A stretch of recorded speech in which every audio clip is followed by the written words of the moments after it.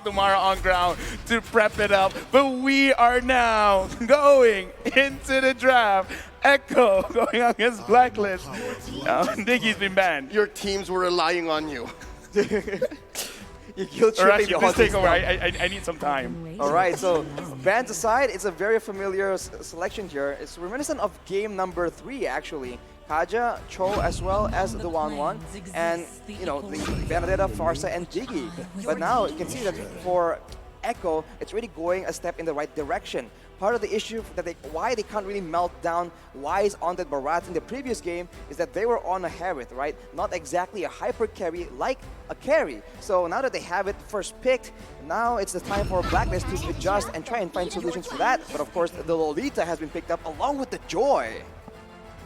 Sorry, I need Already more time. looking much better for either, right? Yeah, hydrate, stay hydrated. Already looking better for either team, and you could have sworn it was Blacklist in blue and Echo in red, but it's this pick right here that makes you say, oh, yo, that's definitely the M3 World Champions draft in that lineup. Solid first phase for Echo. Carry, Lolita, Joy, and then for Blacklist, this is as solid an Ube as it gets. Eve, Fredrin, and then Estes. I'm pretty sure this pick and ban has been planned out so well, but the way, like, where I'm standing, where I'm sitting, it looks like let's just draft like we don't care, because you already see the Lolita and you're picking up the Estes, so you know you're going to be clumped up together, so the Numinum Blast is a possibility in your future. So now, looking at the draft, for Blacklist International, you almost want to avoid team fights because having the Frederick, the Eve, the Estes, almost unbeatable. And then looking at Echo,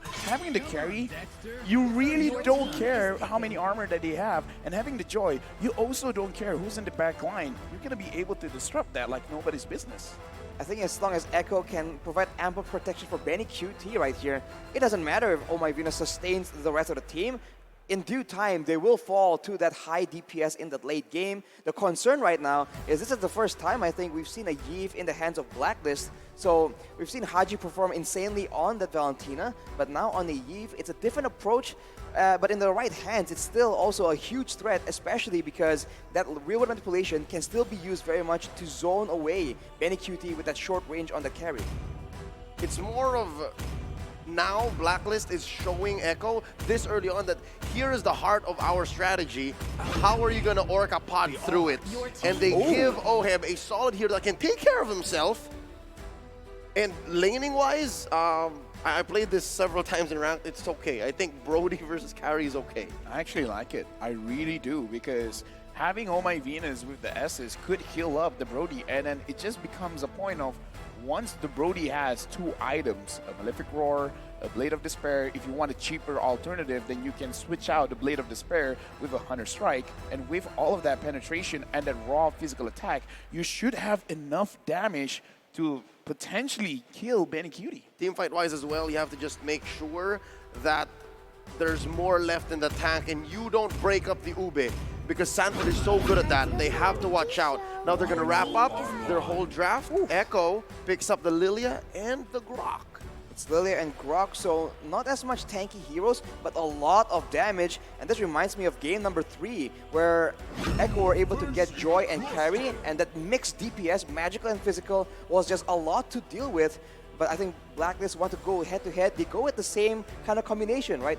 Long-range physical and magical, 3 solid front lines. Now looking at the draft, when I see a Lilia, when I see a Grok, if they have the cojones, they could just be like, I'm going to clear my lane very fast. It's going to take a while for my minions to come back to my lane. I might as well just spend time in the jungle. I'm looking at the draft. There is the possibility, the opportunity to forget your laning phase and go to the jungle. We're going to see if that's going to happen. By the looks of things, we're not even sure where that Joy is going, right? Carl TZ has, in the world stage, played a jungle Grok, so it'll come down to when we enter the Land of Dawn to confirm and to have expectations. Now, we finally see the cheers, the roars, and now the final game of the day between Blacklist International going up against Echo. Whew. Early on, let's take a look at that battle spell. It's going to be Sanford on that Joy, so the very oppressive EXP laner with that Vengeance yet again. And it will be Teasy playing that Grok in the jungle. Let's see if this unorthodox pick really pays off. Note though, Edward is going with the sprint, first of all, and Haji has the Impure Rage, so he might just go for something a lot more aggressive. And there we go. Now we gotta confirm it. Now we have to solidify. Benny Cutie is the first player to reach 100 kills in M4. And now Sanji, HP very, very low. Will he die? Oh, he does. Haji draws first blood. And I'm not even sure where that purple buff went. But Sanford looking for more. Bumps into 4 members of Blacklist. A little too early, too soon for comfort. Blacklist now 500 gold ahead. This is a Demon Slayer Grok in the jungle, so you have to question what exactly is the plan. Will he go for damage items and abuse the Grok's passive, or will he go full tank and try and be another counter-engage tool as Wise is just oppressively counter-jungling him? Oh, Appraiser's Wrath sent in. Wise already ahead. Very low now. Oh, my Venus needs to heal. King Wise. Oh, there's a Guardian's Barrier. Just lacking enough. 1 HP. Wise walks away. Grandma, look at that 1 HP all across the board. And yeah, you talked about it, Teasy here with the Grok. We're gonna look at his itemization, but I kind of feel like the proper way is to build like maybe at least a BOD to have a lot of armor on yourself, and then possibly for the Eve, a Radiant armor, and then after that, you know what, you can do whatever you want, because now, bottom side of the map, Oheb, as well as Benny Cutie, looks like they're not gonna be too aggressive just yet. And speaking of aggressive, we can see that Benny Cutie is now respecting, understands the stakes right here, has it purified just in case, but fight breaks out. Oh, there's a setup. Numenor Blast on the 3, plus a wild charge. Easy very low, doing the power of nature, and Wise still gets it. Oh, Echo's a little skittish, while Blacklist pushes them all out with a 4-man rotation. Blacklist owning the first 2 minutes. Yeah, unfortunate, but Teasy used his retribution a little bit early. Now looking at the items, looking at the Grok, just a Molten Essence to be sure that he can stay in the jungle, he can clear a little bit faster. But other than that, is there anything worth talking about here? I guess for both mid laners, they want to spam spells out, so they're building towards the Enchanted Talisman, which will be a big factor here, because later on, there's going to be a lot of long-distance fights, but you can see that Haji actually has a lot more gold compared to Sanji because of that roam early on that did not pay off. So that's a bit unfortunate, but Blacklist here will be the one controlling the tempo, as Echo is just waiting for an opportunity, I guess, to go for a big fight in the mid game, perhaps once the turtle spawns. Right now, looking at the emblem setup, so far, so good. Nothing too much to report. Sanford here, being wise. Sanford putting pressure onto Haji. But doesn't look like he could commit too much. But Haji now, 50% HP gone. Down here at the bottom, Yaoi wants to engage, but none is found. Enough to push them away. Guardian's Barrier set up by Teasy. Benny Cutie laying down the pinwheels. Haji spots him. There's some CC from Wise. Oh my Venus slowing them down. Healing up Haji. Echo knows this is not a good spot to disengage. Blacklist starting the Ube down here in the gold lane. What's Echo to do? Another Guardian's Barrier from Teasy. Real world manipulation sent in by Haji. Wise confirms a kill onto Sanji. 2 and none so far, 2K ahead. Yaoi's in trouble. Void Crystal sent in. Oheb going in behind enemy lines. Yaoi gets taken down. Appraiser's Wrath sent in by Wise. Sanford trying to get something back here, dancing around these 3 members. Benny Cutie bites us as well. Edward finds his man. Sanford's in trouble. Oh, the humanity. Blacklist has dominated bottom lane and are now going to convert into turtle. Echo just funnel 1 by 1 right here, and Teasy now left alone trying to go against 4 people yet again. Oh, knocked up as well, forces a wild charge on him. There's a grab by Edward. Can he deal enough damage? The answer gonna be yes. With the help of Haji, Numenor Blast from Yaoi, setting Edward where he needs to be. Wise still on the turtle, real world manipulation here by Haji, swiping away, tapping. Get this man down goes Sanji. Sanford does shut down Haji though, too late for that turtle shield, and Oh My Venus could not heal Haji. The KDA machine suffers his first death. Excuse me, Kada Machine. Right now, Oh My Venus 007, 100% kill participation. And it's very easy to do that when you're all clumped up together. 5-man, walk down, make sure we're gonna stay here, and we're not gonna go home empty-handed. Looking at the items now, Oheb already having that Blade of Despair. That's a lot of damage. It's big damn, like Nice likes to say. But Haji has rushed the Ice Queen's wand because he has a bit more mana regeneration from the Impure Wrath emblem. So this is why he went for it. It's a more aggressive choice that allows you to have a lot more crowd control, a lot more damage early on in the game. And you can see that it's paying off. And now Wise is just pushing the advantage again.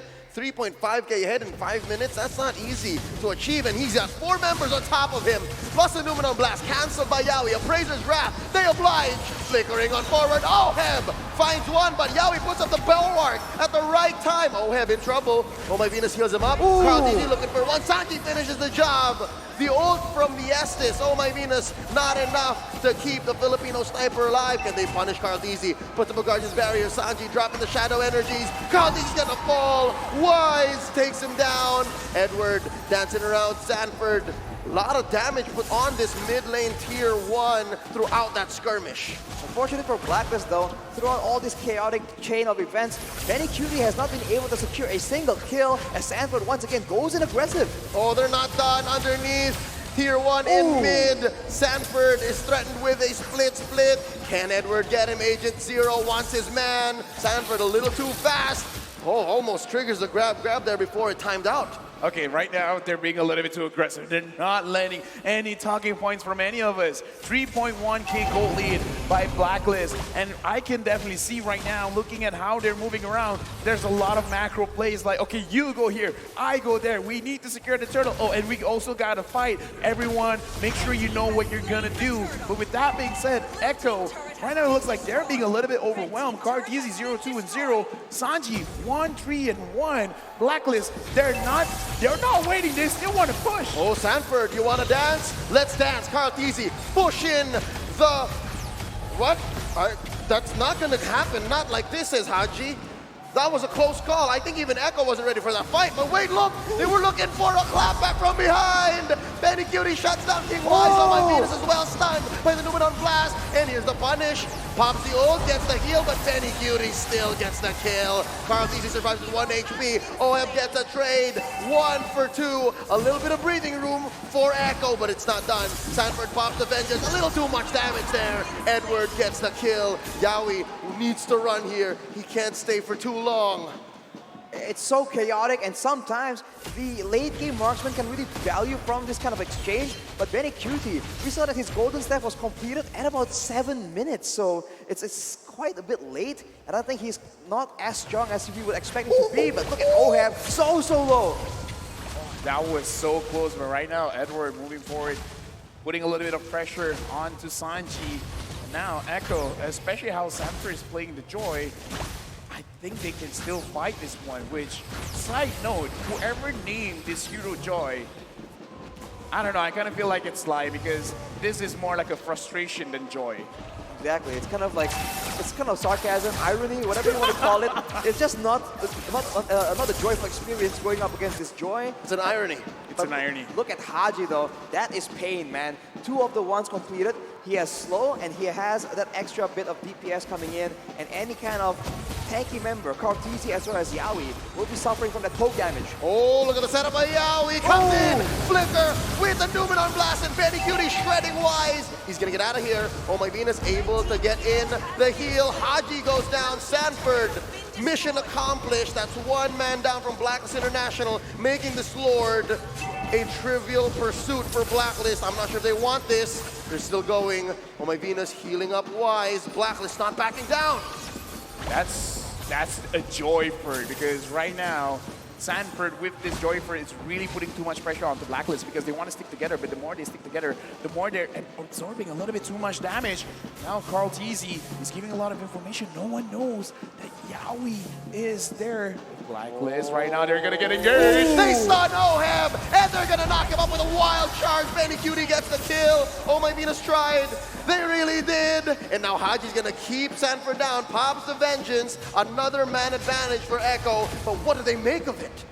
Ooh, it's just so difficult. They can't really fight without Oheb here. He's one of the core damage dealers in this early game on that early game hero, the Brody. He also provides a good deal of crowd control. So without him around, it's just so difficult for Blacklist to try and get a dominant control over the Lord Pit. And Echo, they realize this chance and they're trying to look for another pick. Conceal. They get the stun on the Edward. They collapse on him, forcing a split. Guardian's Barrier put up by Carl TZ. This whole time wise, start of the Lord with the pull. It gets reset.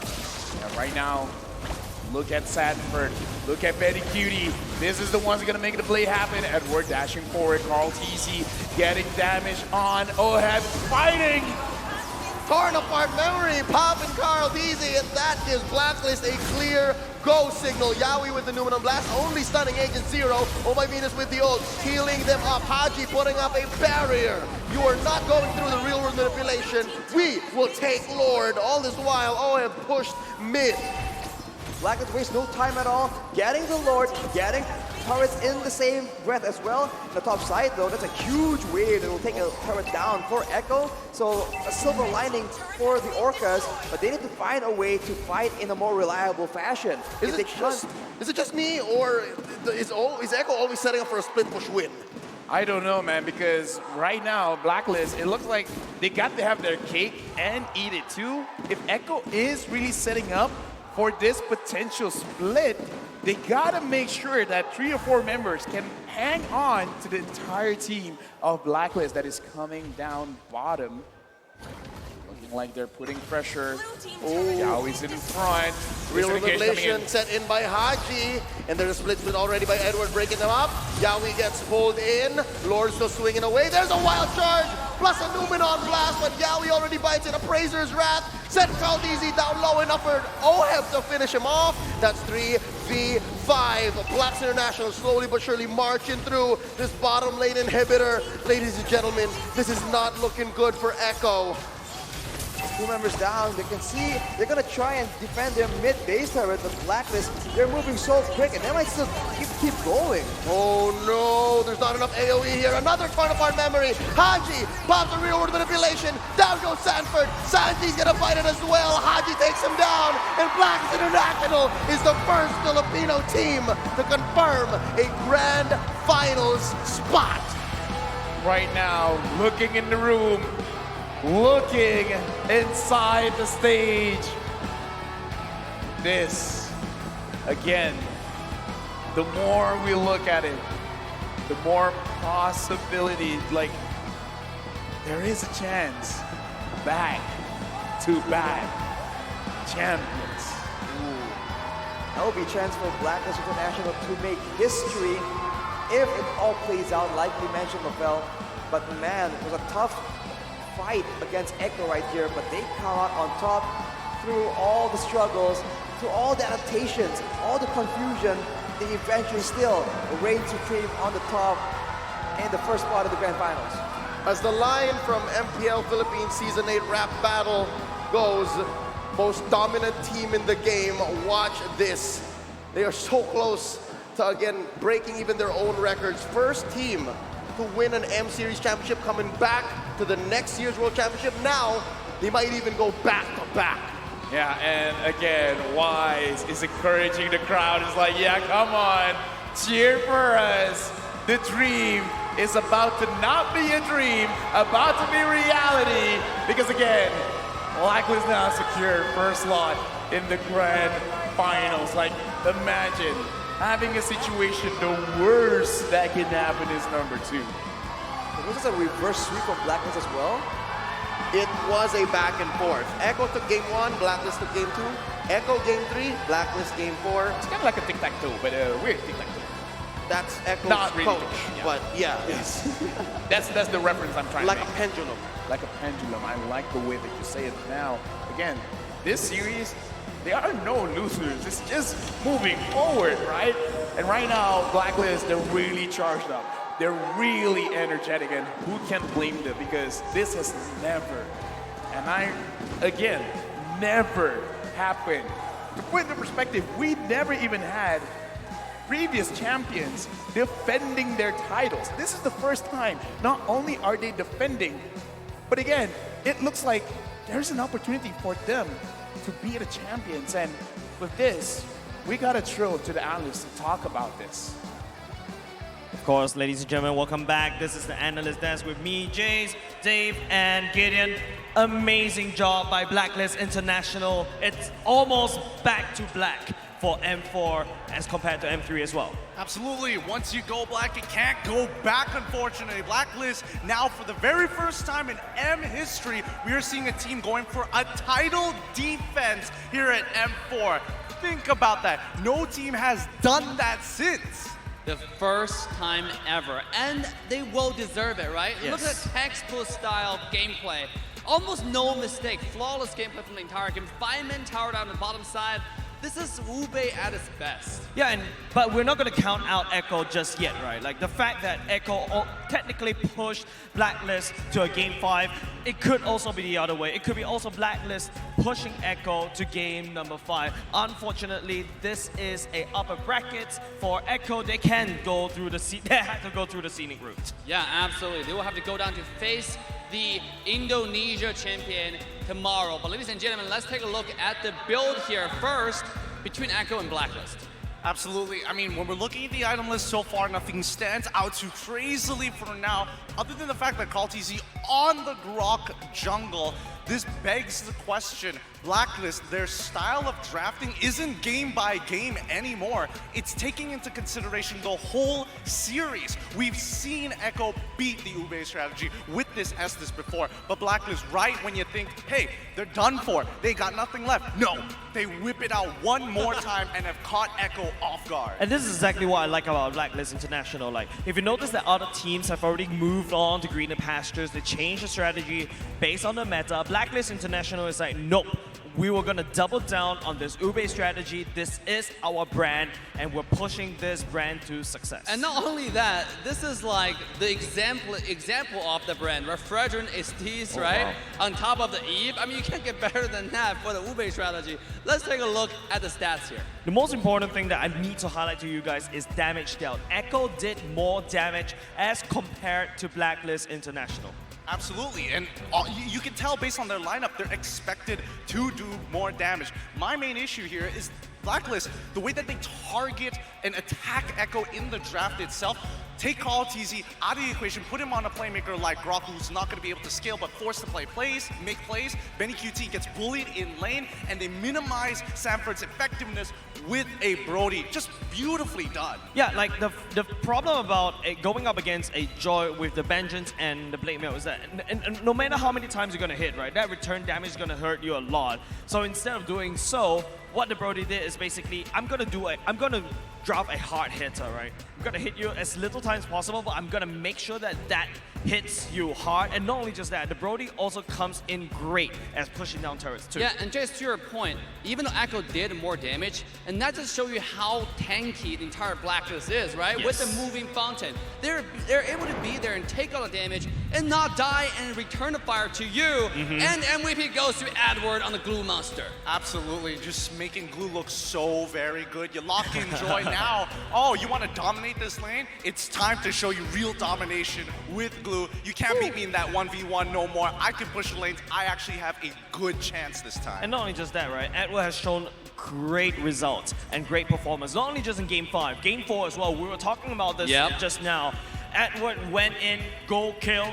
Ooga Booga, I just want to kill, Hawk Smash, 1v4, 1v3, I don't care, and then trust the whole team to back him up. Yeah, in a lot of ways, last game, like the Glue Monster was the hope for Blacklist to come back, right? And this game is the exact same way. Edward puts so much pressure on carry on the entire backline of Echo. Let's take a look at heat map here from 5 minutes to 10 minutes. Obviously start off from the EXP lane and rotate towards the go lane, because usually around this time is when you have a lane swap between Marksman and the EXP lane. Yeah. Absolutely.